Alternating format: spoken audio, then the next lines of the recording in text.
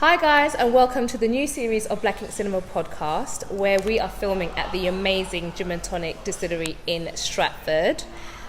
Hence the Gin and Tonic here, it's beautiful. I'm joined by the brilliant Twayna. Hello.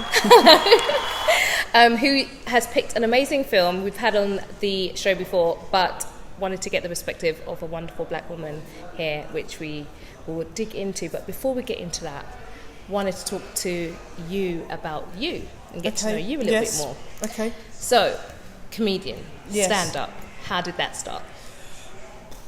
That started about, I don't know, where are we now? I'm confused. That started about 13 years ago. 2010 was like 13 years ago now. Mm-hmm. COVID Yes. time. Time warp. I was working in a job and I was really bored. That's honest. That will make you change. Yeah, and I just wanted to do something creative. And I don't know how I found out, but I just found out about doing... Well, I wanted to do a writing course, and the writing course that I wanted to do was already fully booked. And when I went to book, I could have done it online, and I didn't do it online. I thought I'd do it in person. I don't know why. So when I went down, and they were like, this is already fully booked, but there is one space left on stand-up. You can do that. I was like, all right then. Let me just do that. It'll get me out of the house. Yeah. This is a good thing. So that's how I got into stand-up. That's so interesting. I just carried on. That is really I was cool. quite good at it. I'm quite funny. I mean, it's pretty good.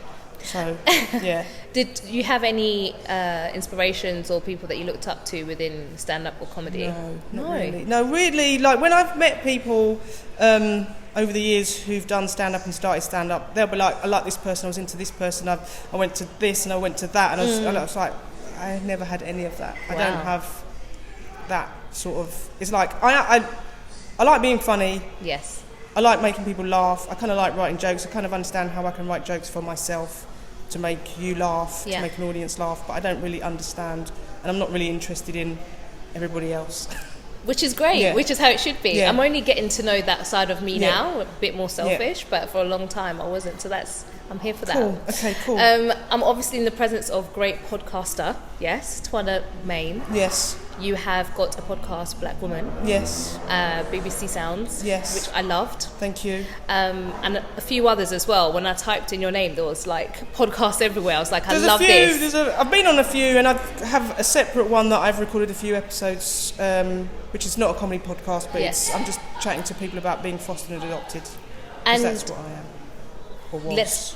Let's delve a little bit into that, which I found very interesting, because it's transracial adoption is what you talk about, which in this era people only know Madonna and the Angelina Jolies. They don't understand. It's nice to have like a real person that we could talk to and get their account. Not everyone gets adopted by famous white ladies that go and say, I'll have that one. Some of us just get adopted by farmers' daughters. It's this thing in itself.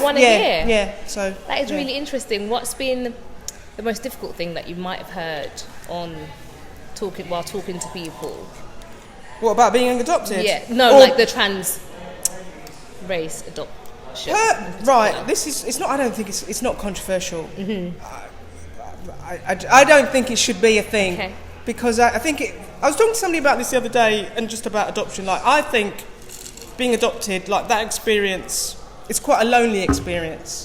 You don't actually know that many people. Like, my brothers are adopted. They're my brothers. We were adopted together, but we never talked about being like adopted in that sort of sense. But if you meet other adults who've been adopted, and it's really interesting how some people just turn around and go, I've had a fine adoption, I'm fine. And essentially I have as well.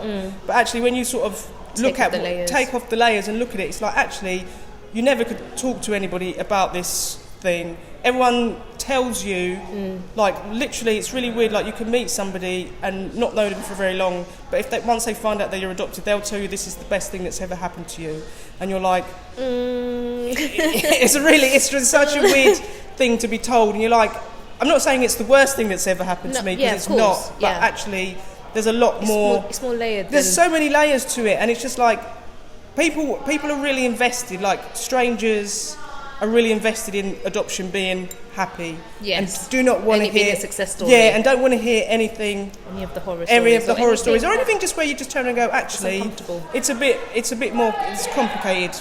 And the reason why I enjoyed that podcast is because you managed to talk about something quite serious and quite hard to talk about that I'd find, but executed it in such a way that the average person could understand and then also laugh. There was points when I was like, oh God, I really should be laughing. But at the same time, I saw parts of my own family in that as well. And I was like, oh, okay, like this is, so kind of unified everyone. A great show, which is my favourite, This Is Us. I don't know if you've seen it. No, I know it.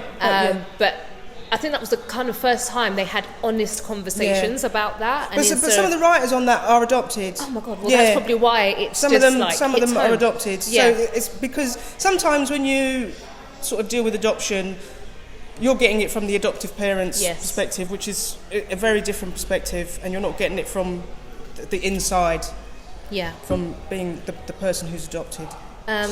Watching This Is Us, that's not only reference, but Randall, the guy who's adopted by the white family, he often feels that he has to prove his blackness. Did you ever feel like that was...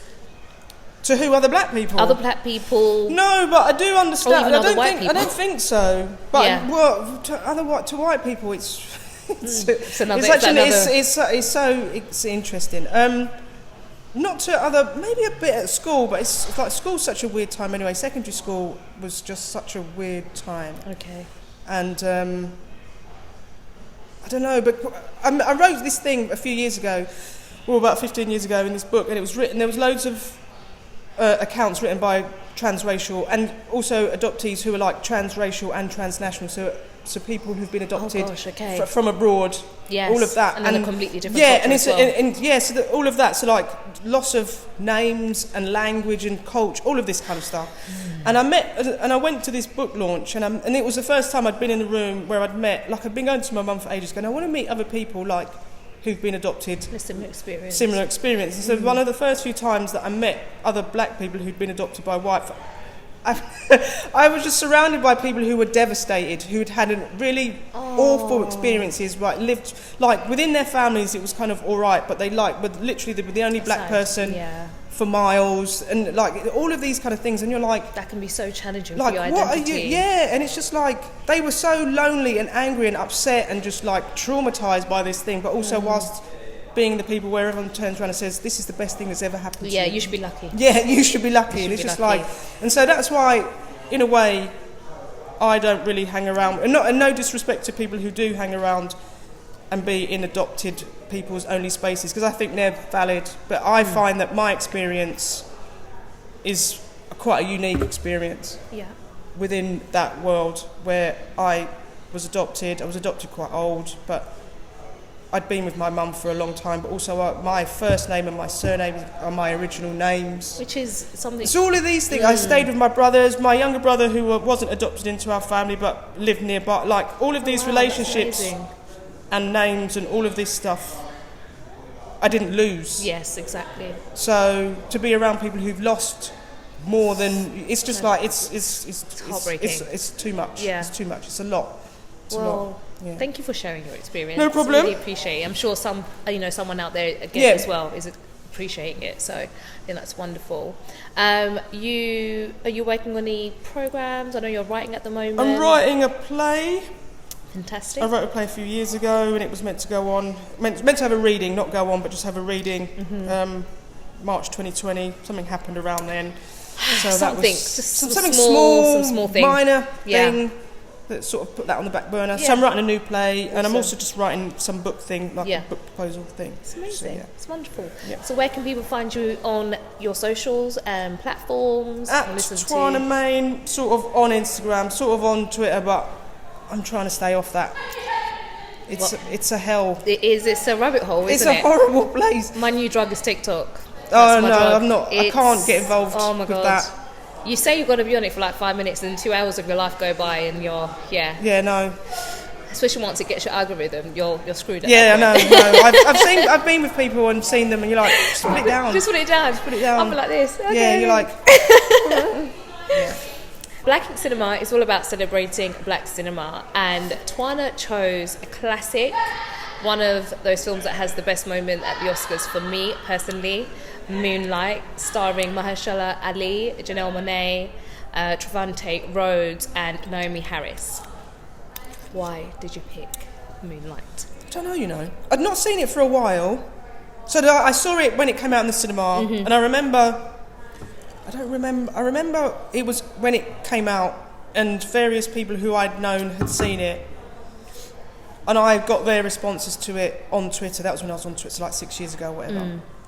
And everyone sort of said it was beautiful, and not that I didn't think it would be beautiful. You just, weren't expecting it. But I wasn't expecting it to be as beautiful as I thought it was. Do you know what I mean? And it's just, and when I watched it again recently, I was like, there's maybe I think about it slightly differently, but I think there's, you can tell it's been made by black people. Yes. Also, like yourself probably, I've watched it a few times, but again, I watched it specifically for this podcast, and every time I watch it, there's something else that I see or notice or read a character differently how I did initially or whatever and stuff. And that's when you know someone's made like a beautiful piece of work that can keep you engaged even after you've watched it a million times, and you're just like, what? I can't learn anything new, but you actually can. I really enjoyed it. Also, the intro of that film, I've watched it, like I said, a few times, and I'd never heard the song. I don't know if you... What song? N-word is a star. Oh, that one, yeah. Is that right at the beginning? Right at the beginning, and I just never... I don't know if I was not listening to it or I was not paying attention properly, but that was the first time, and I just thought, well, that's quite apt, isn't it? Yeah. I just thought that was interesting. So why do you appreciate the fact that it's made by black people? Like, well, it's directed, like the director's black. Barry Jenkins. And the writer's black. And also queer. And so maybe you can tell that it's been directed by a straight man. I feel that watching it. I don't know. Well, I know that he's straight because I've read it. Yes. So I suppose when I saw it for the first time, I wasn't aware of that. But I also knew about the writer Terrell. I knew of. I think I knew of him, just slightly, just a little bit. Yeah. I think when that film came out, maybe his other work was mentioned.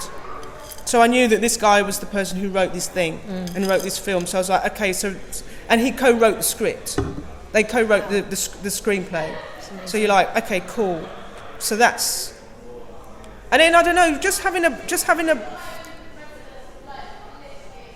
So when Chiron is little, the young Chiron, there's just like the stuff about him that I think, I don't know, there's like just shots of him where I don't know, it just captures who this person is. Yeah.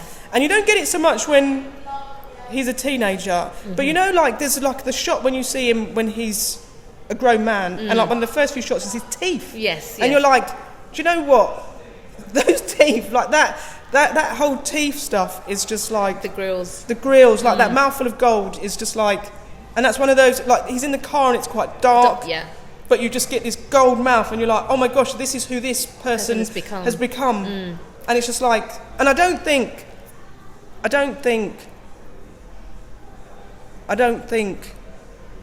a white director would have understood the significance of that and those teeth and just the colouring of all of that. I think what I do like is how the story is broken down into 3 stages. You've got Little, Chiron and Black. And what I think I love about the first part, Little, is he doesn't say much. His little face and he's silent. Oh my gosh, but he's speaking volumes. Like I can feel his pain. And I just like, it breaks my heart that this little kid, this innocent child is going through a life like this, and it makes me think about all the other kids that are going through this, and that's just the emotional person in me that just wanders off when I should just be watching a movie. Yeah, exactly. And then also him, like the little part, battling his sexuality. Yeah. Do you feel like they touched upon that quite well? Because actually, especially young black men, they're not really depicted like that in movies. I think it's really interesting, like, you know, when there's a few shots, there's a few scenes, like when they're kicking that thing, whatever that ball or whatever, and he kind of pans around and you see the ball and he's I don't know, they're just sort of scrawny and small, and then he tries and then he just like gives up and he just like wanders off, and then Kevin sort of comes and finds him because like Kevin sort of kind of gets him. Like Kevin is him, but also like the tough version of him. Knows how to play the game. Yeah. It's just like, right, I'm not gonna make myself. I'm as vulnerable as you. But I'm not gonna make myself a victim. And I'm not gonna make myself. And I'm not gonna let these people know this. Yes. Yeah. Whereas, and you see Little that doesn't throughout. have. Yeah, Little doesn't have. Doesn't have that. And it goes to show not everyone does. And he doesn't sort of. But then, like, I suppose that by the time he's become black, he has like he's just basically just pulled down all the shutters basically at that point. But you see the transition when Kevin beats him up, and then the guys jump in, and then he looks at himself in the mirror, and he's having that moment of like, right, I am done. No more nice guy. Yeah, almost, but it's like the bit when he sort of comes in the next day. And he picks up that chair, and you're like, yes, come on. I've never been so happy to see someone get a chair smacked. Yeah, it's just like, but that guy was like the worst bully as well. God, like the worst but I think bully. he was gay. Yeah, do you know what I mean? I think he fancied him. He saw himself in him. He saw himself, and he's like, oh my, like, and he found that like this guy is essentially being himself, even though he's quiet and shy and geeky and all the rest of it. But he's on it. He's an honest version of himself. Yeah. Whereas, and he's jealous of that. And I can't be, and so he just sort of, I don't know, get somebody else to beat him up. Yeah. It's just like, that just was do just your horrible. own dirty work. And knowing that they are friends as well, that was even worse. It's like, do the work yourself. I do feel like that should be an ad for bullies. Like, if karma won't get you, maybe a chair in the back might. You just and it'll be allowed. No judge. No. If a judge, you get a young person who's turned up and hits, let them go, set them free. Yeah, exactly. It was deserved. It's just that character, and people like that just get under my skin, but it's for another day. I do like, even though he had a troubled upbringing, his saving grace was meeting Juan and Teresa, who were like his surrogate parents. Yeah. Did you like? And watching how he was with them and his walls come down was quite beautiful. It's quite sweet, actually, that whole thing. Like, I don't know, because then when you realise that he has a relationship with them throughout his whole life. So then when he's a teenager, he goes and stays when his mum's sort of like, I need you out of the house. Yeah, not tonight. Not tonight, because his mum's... So when we meet them at the first, like, his mum is working and seems to have her life together, more or less. But then there's and it comes off the rails a bit, because then she's the one who takes his money and all of this kind of stuff. Yeah. And then when he's black and he goes to visit his mum in that place, wherever that place is, rehab, where she chooses to stay because she realises actually this is the only place. I'm actually outside of here. I can't control. I'm just make trouble for myself, and maybe she's sort of had enough of that. But she references her Teresa. Yeah. She doesn't reference Quan, which but he's passed away. That's what he's passed away. Do we see that? No, but he passes away. I think between Little and Black. Between Chiron and Black. Yes. Yeah. But I just thought that would be nice to. I don't know. Maybe they didn't. No, but then I think it's for you to figure that out yourself. Yeah, and you can kind of see Paula is still a bit jealous of the relationship that he would have with Teresa. Because he has a better but it's like. But she's doing the nurturing. He loves her. He does love his mum. Yes, of course. He doesn't not love her, but I just think they just have a turbulent relationship, a difficult relationship, and they both realise that, and they're both so unable to articulate themselves properly. So then it's just like he is especially. He doesn't. He doesn't talk that much, and man, a few words. Very few words. What a great script. Oh, it's fantastic. Barely anything. Yeah. Also, do you not feel like Juan and Teresa stepping in then gave a cop out to Paula to not be as present as a mother? And that's, I don't know if you see like the relationship have self-deteriorating. She's getting worse and worse over the years. I don't think he gave her permission, but I think it just gives her like, well, there's going to be somebody who looks after him, because I can't.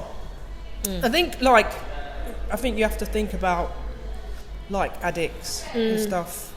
Like they can't.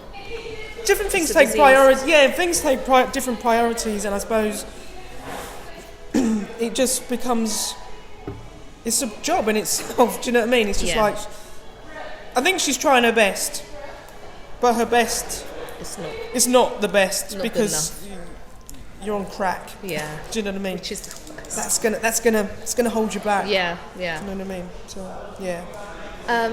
As we were touching upon Juan and Little's relationship, where it starts, they have so many beautiful moments. They have so many candid conversations. I feel like they speak about the sexuality thing without really speaking about it. He kind of tells them like it's okay.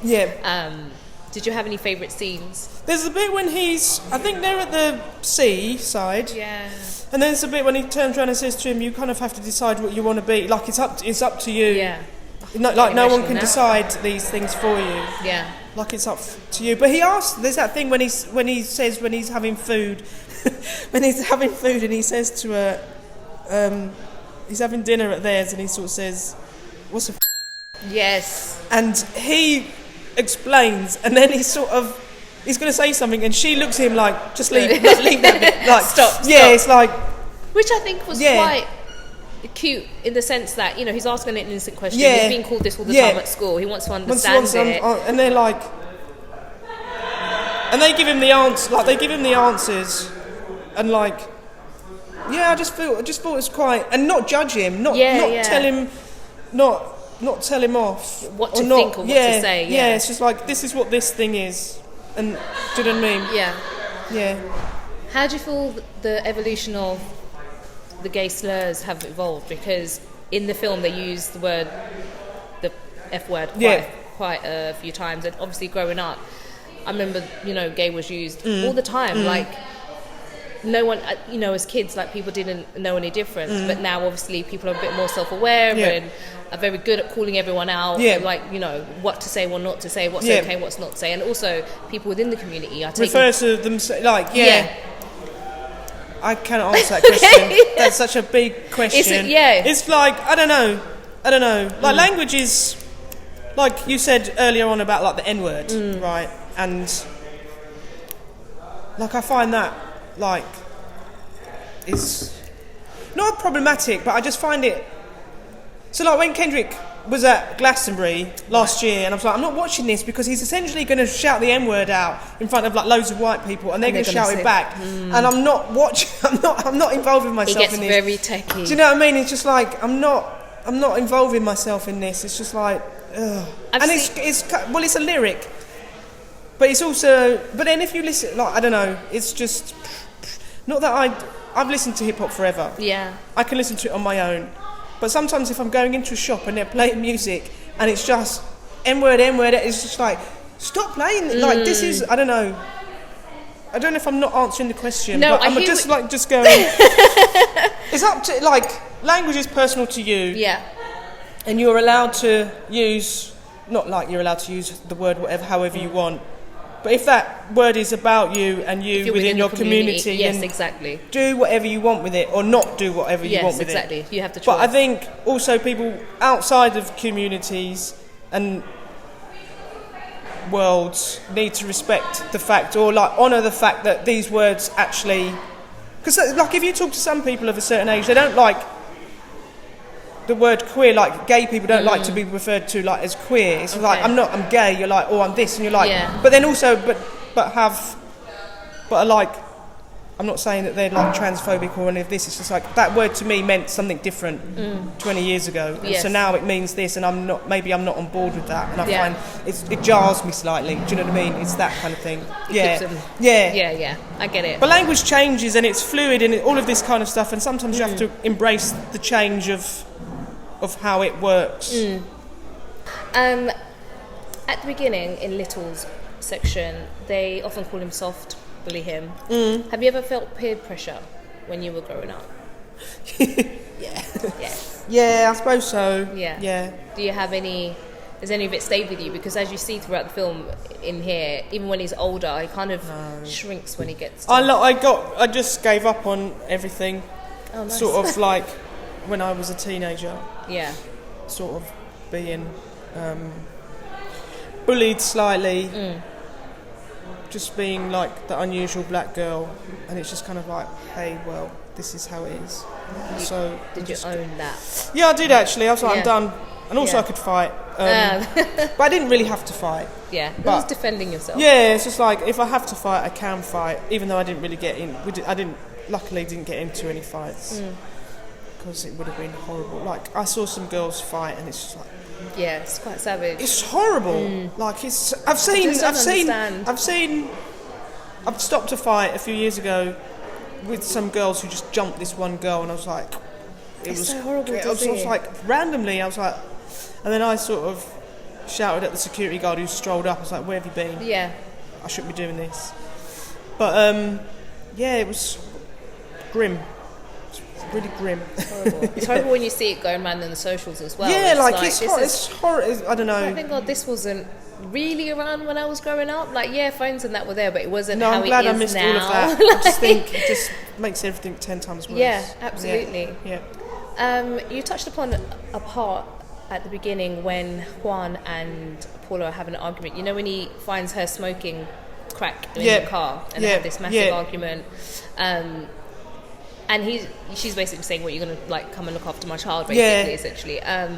But do you feel there's something in there where she's like, he's different, and you know why he's different? They kind of touch upon him assuming or that he's gay from that young age. I don't think she has a problem with that. I don't think she has a problem with... I think her problem with him is, I think he's the one who's selling... He's a drug dealer, right? Yeah. And it's kind of like... This I am the human side of what you're doing. Yeah. Just... Yeah, it's essentially. And so you're hanging out with my son, and good on you. But like, what do you want from him? Not in a bad way, and I don't mean that. But it's like, so you've made friends with my son. You've made friends with him because I'm not around, because I'm basically taking drugs that you're selling. The people like you sell to people like me. Yeah. This is it. This is the reality of this situation. I do love how they show this conflicted person, because he's actually a really nice guy. Who? Juan. Yeah, but he's a drug dealer. He's like the nicest drug dealer, right? The nicest drug dealer ever. And even his little kind of speeches that he has with Little, and there's black people everywhere and taking him how to swim, because that's another thing. Why don't black people swim? Guys, I don't understand. Get in the water. It's such a thing that irritates me. I love swimming, but it's just so nice to see not a one-dimensional drug dealer. I know that's a strange statement, but I quite appreciate the fact that he had this softness, he had this vulnerability. But he's like, you see him and you're like, this guy could be anything, really. Yes. So like, our normal depictions of drug dealers would not be this. They'd be like Wesley Snipes. Do you know what I mean? They'd be like, it's like New Jack City. It's like we have all of these sort of over the top, ultra, really violent. Whereas you've got this guy who just seems to be quite sweet, lives in a nice house. And like a normal house with his partner. And it's just like, it's not over the top, it's not ostentatious, none of that. It's just like, this guy happens to make a living selling drugs. Yeah. That's not who he is. Yeah. And it's just like, him. Yeah. It makes it aspirational. Really. I was like, we're not so bad after all. Maybe I should double in that. See how it goes. Make myself as a drug dealer starting next week. Yeah. This is it. Do you feel like, because at the end when we see Black, he's basically transitioned and transformed himself into a version of Juan with the grills and buffed up. Do you think they were trying to make the link that Juan saw himself in him and had ever battled his sexuality? Is that why he took a liking or like compassion towards him? I don't think so. Maybe for them, like you, we don't know like Juan's story. Do you know what I mean? In sense of like, we know he does refer to himself as being like from Cuba, so we know that side of him, but we don't know anything else about him. No, I think he saw him. Because we've just spoken about Juan just being not your typical drug dealer. Yes. So maybe he's in that sense of like, well, I'm not this. I'm not what you think a drug dealer should be. Mate, you don't have to be. So what you think a black man or a black boy should be. You don't have to be that thing. Do you know what I mean? Yeah. So maybe there's that connection. Yeah. And he just meets this sweet kid who is not where he should be. Like, he meets him and he's like, well, where do you live? Have you eaten? And like, weirdly, what I find is not weird, but it's just like this man takes this child under his wing and he takes him for some food, whereas we grew up where you don't talk to strangers. Yes. And it's like, if somebody offers you some food, you're like, no, mate, you could be starving. Leave do you know me what I mean? in the crack shack. I will find my way home. Do you know what I mean? So there's that weird thing of like Little is like really vulnerable. Like to me, like that whole first thing, like this kid is so vulnerable. It's like anyone could have found it. Yeah. Anything could have happened. Weirdly, so then he takes his kid for some food and he doesn't talk, and this kid doesn't tell him where he lives. Yes. Like this kid has got in the car with him. And it's just like, and then he takes him home, and then he goes to get his girlfriend to say, look, speak. And she sort of, the first time you see her, she's like, what are you doing? What are you bringing a kid? What are you doing? Like this is not what you do. So like, their meeting and their relationship it's going against so many conventions. Yeah. Because any of that you can switch it and it can become a horror story. Yeah. In seconds. And you're like, oh, actually, because you're sitting there watching it from an adult's point of view, just thinking, this is so wrong. What are you doing? But also, I'm watching it again this time. I saw that he doesn't tell him, not because anything else, but I feel like, for me, I took it like he doesn't tell him because he doesn't want to go home. He wants to stay away from home as long as possible. That's when he slept and probably had the best night's sleep that he's had in a while, had breakfast and, and then got home. And it was just a bit like, and when but then obviously that's not the first time he's done that. No, So obviously he's done it before, where he's probably slept somewhere where he's not been warm, where he's not been in a bed, where he's not been fed. Yeah.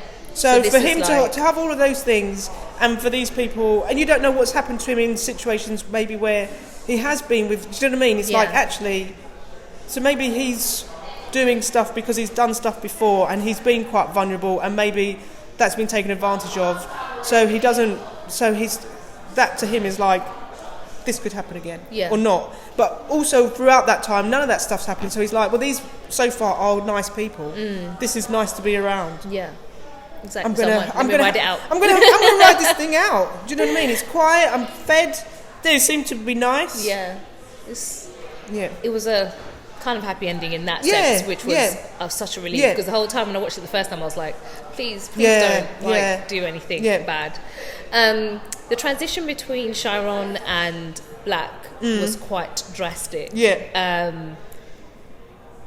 How did you feel that version of him? Because I feel like he basically just creates a facade, a persona of Black. To kind of just get away, start again, reinvent himself. But then, so obviously we've seen him as Little, and he's quite... And Little becomes Chiron, and Chiron has a dreadful time as a teenager. And it's just like, I'm not having that. I'm choosing. And obviously, from what he does, where he gets sent somewhere, he got sent to Georgia, I think it was. So obviously he's been sent to like juvenile facility. Like did his time since you've been out, you went down to Georgia. So then it's kind of like, and in those places, if you go in as like some skinny little rake, it's like you need to make yourself big. You need to become big now to survive this. So that's basically what he's like. He's been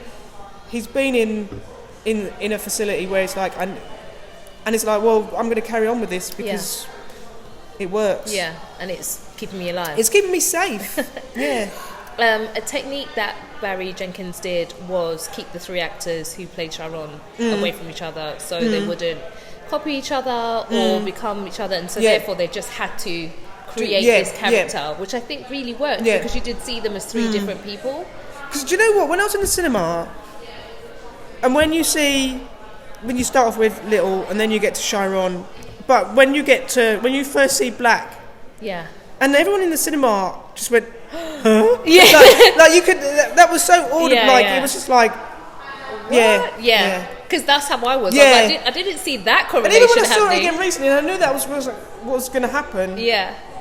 Seeing that, it's like, that's brilliant. It's kind of like, it's such a massive transformation. It's huge. Enormous. Love Tremonte Rhodes, very beautiful man. I do love the relationship between him and Kevin. He's probably one of his only true friends, and so when he does call him at the end and they do reunite, it's such a sweet ending to a very sad life kind of thing, like sad but story what do you think? there. I'm going to ask you. I don't know. I'm going to ask you. She's flipping it. She's flipping it. What do you think happened? That was what I was going to ask you. I wanted to ask you that think first. there was a happily ever after? No. Because then why hit me up after all these years just for nothing? So we're just going to live in the shadows, or we're just going to pretend like we have? Yeah, but like reunite? Kevin's a guy who's got a young child, he's got a job, he's on probation. You can't be out running with a drug dealer, and he's got like the best teeth. Like like this, not gonna. It's doomed. Yeah, it's a doomed. But then it kind of shows. This is the romantic in me. But then it kind of like the love is like too strong, and it's brought them back together. Yeah, but you know what? Yeah, it's. I don't. Black is he's so like repressed. In such a way, it's like. No. I mean, I get it. I do. You want them to be happy. You want them to... In my head, that's what happened. Drive off into the sunset and live the best life. Do you know what I mean? But it's just like... Yeah. No, I don't... I mean, yeah, maybe for a bit, but I don't know. Because he said he's not touched anybody. He's not been physical with anybody.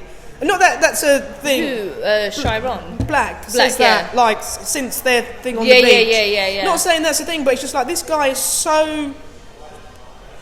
tightly, like, it's so like wound up, like he's like this, and it's just and like you also see how he shrinks again and becomes that little and Chiron in front of Kevin, even though he's like this big muscular guy and looks confident. I mean, why not? I would like to believe, but also you just think, I don't know, it's a nice, he's back in Miami as well, isn't he? Yes. And it's just like he left, he didn't, he's not been there for a long time. Yeah.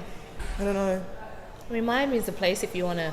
Yeah, I know, but it's just kind of like he has to start, like, there's too many memories though, isn't it? Yeah. So sad. So a lot of Black is persona, which I feel like. Do you have to have a persona when you're doing your stand-up or when you're performing, or are you just super confident and you're like, I don't need that? It's pretty much a version of me, but I think in real life I'm quite shy, whereas on stage I don't think that comes across. I'm quite an introvert, but I suppose when you're standing on stage a room full of people, then everyone sort of thinks that you're super confident. Yes. And they kind of are. I'm not lying. Yeah, I am. But it is you switch it on. It's part of the act. So when I came back to doing a few gigs like last year, just to sort of test the water, and it was kind of like there was a lot of things that I found were easy, like just making people laugh. But it's just like little techniques. In terms of like the biggest problem I had was breathing. I didn't realise that there was a whole thing about that you breathe. That's interesting. Which I'd learned to do it, and then you just don't realise that you're doing it. Yeah. And you're pacing. It's like my whole pace, like the pace that I had was just off, and I was just like. That's brilliant. I don't really know, like... And I didn't know what I was physically was doing as well. There's like loads of weird stuff where it's just like on stage I don't move a lot. I keep quite still. I mean, I prefer to be in one... I'm not somebody who paces up and down. There's not a lot of going, and another thing! It's just like, it's very minimal. Yeah. But I didn't realise, I just felt quite awkward in myself of like, I don't know what I'm doing here. Yeah. So that was a bit weird. So you're a superstar. Sometimes. One of the biggest things that annoyed me about the Oscars was Naomi Harris not getting Best Supporting Actress. Was she nominated? Yes. Viola Davis, of course, my love, my heart, won it. But I don't feel like Viola should have been in that category because she played the lead, and she should have won. She should have been in the lead category. Therefore, Naomi. What was it for? What was Viola's one for? Was it The Help? No.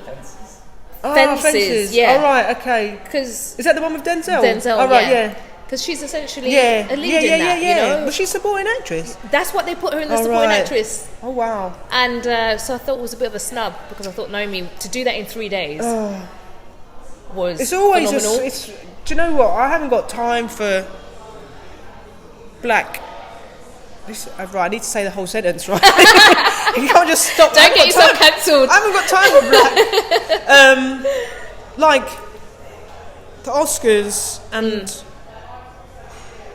the best, like actor and actress and supporting roles, and like sometimes I'm not. I'm not even a massive fan of some of the films that are like get in that category sometimes. So sometimes you just think, I think over the years, I used to have watched all of the films that would be up for everything. Like, I would have watched it. But now, every time I see some of the films that have won Best Picture or a person that's won in a certain category, I'm like, no, they didn't. And so this year was the first year I hadn't seen any of the films in Best Picture. And I'm like, I'm not going to do it. I'll see how I feel afterwards. And then I'll watch it. Because it was like wild. Viola was snubbed again. And what was the whole deal with Angela Bassett? Was she nominated? Yeah, she was nominated, and it went to what's Scream? Not Scream. Halloween lady. Jamie Curtis. For that film. Yes. All right, okay. Yeah, but sometimes they give. Well, Angela Bassett's been around forever as well, though. Forever. Because sometimes it's like, oh right, you've been in the industry for like 35 years. You've done a good body of work. And you have been good in this film. And I feel like that's what they did with Jamie Lee Curtis. To be fair, like her body of work is quite good, and they were like, we've got to give it to her before, And they do that to quite a few. But I'm like, just give it to them when. Like it can be appreciated. Yeah, exactly. Because what's love got to do with it? 10-10, and so many other films that she's done. But I know Angela's face. When I saw her face, I was like, "Auntie, I'm so sorry." Auntie was. She should not have expected to.